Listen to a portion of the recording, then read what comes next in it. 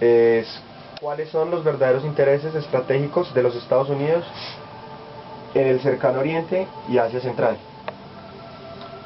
A ver, pues es claro, digamos, que después de prácticamente casi 10 años de los acontecimientos del 11 de septiembre del 2001, que lo que sucedió en ese momento fue utilizado por la administración Bush para realizar una implantación, pues, o tener un control de un territorio que da acceso eh, a los, digamos, a las principales fuentes de hidrocarburos, pues teniendo en cuenta, pues todos lo sabemos, pero que los hidrocarburos es una materia prima, son materias primas, pues el gas, petróleo, que son materias primas, digamos, no renovables, y que ese, digamos, el petróleo es el elemento estratégico, digamos, para el desarrollo industrial y para, digamos, el mantenimiento de la maquinaria industrial de los países occidentales y particularmente de los Estados Unidos. Entonces, obviamente que la invasión a Afganistán en el 2001 y la posterior invasión a Irak en el 2003 le permiten a Estados Unidos consolidar unas posiciones militares, porque no son solamente esas dos, la alianza con Israel, la presencia en la isla de Diego García, la presencia en Okinawa, o sea, tiene, es una potencia que tiene, digamos, prácticamente cercado militarmente digamos, las principales zonas donde se encuentran las reservas de gas y de petróleo. Entonces, esas son, digamos, lo que podemos decir los intereses estratégicos, y de eso pues ya se había hablado en la administración de Bush primero. O sea, estoy hablando cuando se termina la Guerra Fría, en el periodo del fin de la Guerra Fría, cuando algunos ideólogos que después van a ser los ideólogos de la administración Bush segundo, ya planteaban la necesidad de que Estados Unidos tuviese, digamos, dos factores sobre los cuales mantener su poder. Uno, el poderío militar, o sea, evitar que otra potencia pudiera igualarlo en términos militares, y la segunda, el control de las reservas de hidrocarburos. Y la otra pregunta es, ¿qué papel juega la democracia en el discurso de Estados Unidos?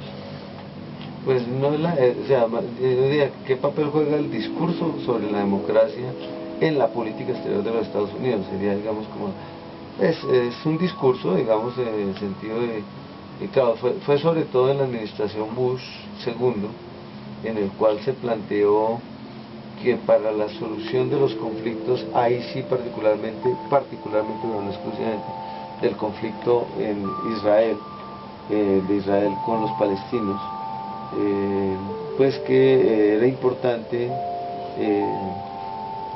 digamos, la constitución de regímenes democráticos, lo que obviamente implica el rompimiento o la superación o neutralización de los regímenes actuales. Pero en este caso, pues obviamente, digamos, es simplemente parte de es decir, es un discurso, o sea, no es algo, digamos, que uno pueda realmente considerar que Estados Unidos plantea la necesidad de la democracia como un elemento fundamental de la solución de los problemas del Medio Oriente, en la medida en que Estados Unidos es aliado de, por ejemplo, Arabia Saudita, que es el régimen posiblemente menos democrático de todo el Medio Oriente, los Emiratos Árabes Unidos, el mismo régimen de Kuwait. Entonces la democracia se convierte simplemente en un leitmotiv que permite plantear una mayor presencia en Estados Unidos y un mayor apoyo al Estado de Israel en el Medio Oriente y en Asia Central. Okay. La otra pregunta es, ¿cuál es el verdadero interés de Estados Unidos al invadir Irak? Pues lo que hablamos en la primera pregunta, o sea, el objetivo fundamental es el control.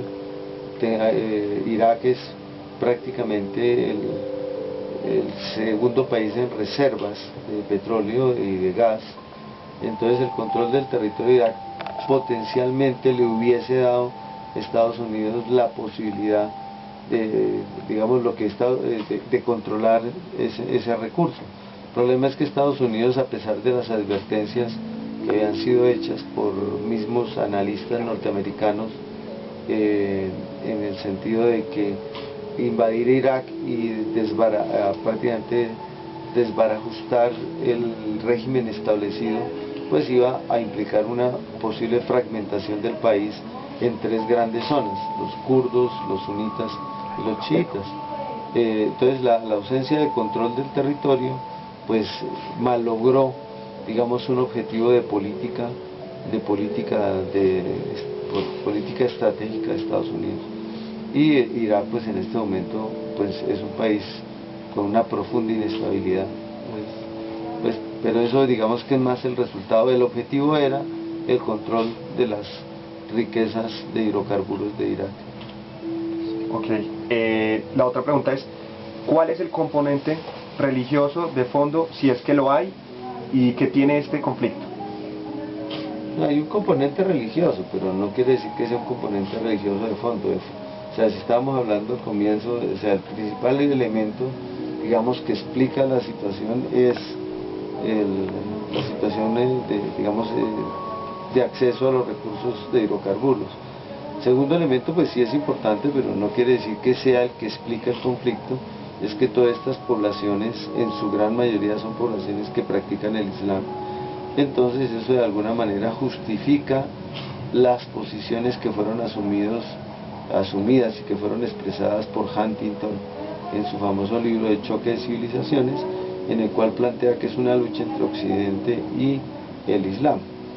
Bueno, la cosa es un poco más complicada, pero no vamos a hablar del libro de Huntington. El punto es que sí hay un sustrato digamos, en el cual hay un factor religioso. O sea, Estados Unidos es una expresión del cristianismo occidental, si se quiere, pues con todas las diferencias que va a haber, el cristianismo protestante. Y por el otro lado, pues estos son sociedades islamizadas. Pero digo, entonces vuelvo a retomar lo que respondí antes.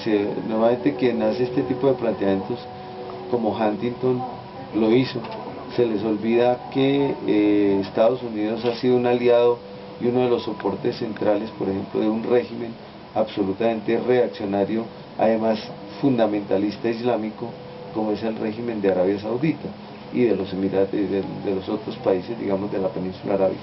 Entonces, y de Pakistán, por ejemplo, que también es un régimen que se ha caracterizado por su apoyo a los movimientos fundamentalistas. Entonces, digamos que hay un elemento religioso que juega, pero no es el elemento sobre el cual se centra el conflicto. Ok, la última es, ¿cuál es el camino a seguir para darle una solución al conflicto? Pues si usted logra encontrar, o usted o el profesor Sergio Caicedo, quien sea, logra encontrar los elementos que permitan solucionar ese conflicto, pues yo creo que pueden aplicar al Premio Nobel de la Paz. ¿Sí? Lo digo en serio. ¿Sí? Ok, profe. Bueno, profesor, muchas gracias. Okay.